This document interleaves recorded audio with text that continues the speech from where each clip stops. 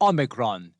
"Quiet, children, please," said Mrs. Henshaw, Megan's form mistress. "I have an important announcement to make, which will affect each and every one of you. I also have a letter that you should pass to your parents or guardians as soon as you get home. Don't worry, it's not a school report on your academic abilities. It's a short explanation concerning what I'm about to tell you now. By the way, every form is receiving this exact same talk at this very moment.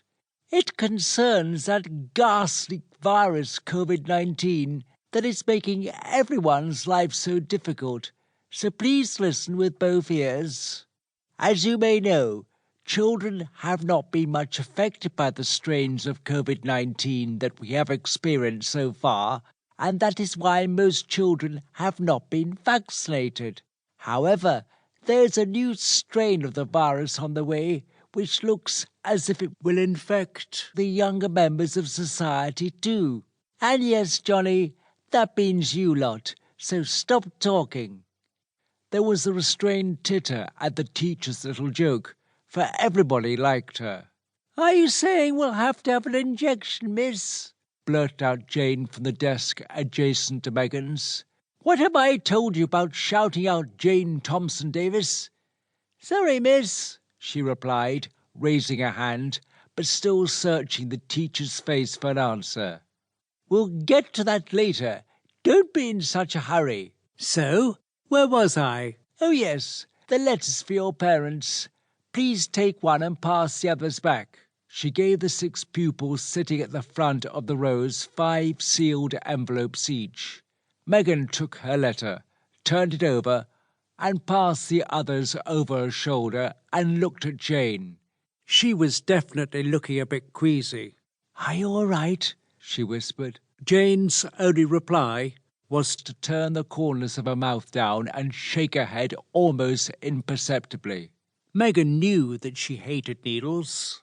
"Omicron, the latest variant, is attacking children, but the good news is that it is not as powerful as its predecessors. It is more virulent. That means that it is harder to block it, but it doesn't, well, rarely does as much harm as the others. Children are likely to catch it and even fall ill, although it won't be severe. However, that doesn't mean that you can't make an elderly person extremely ill if you pass it on to them. The government is therefore recommending that henceforth all school children be vaccinated as soon as possible. And so to your question, Jane, that means an injection in the upper arm. However, it is quite painless.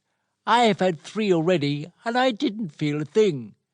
Look, not even a mark," she said, lifting the short sleeve of her blouse.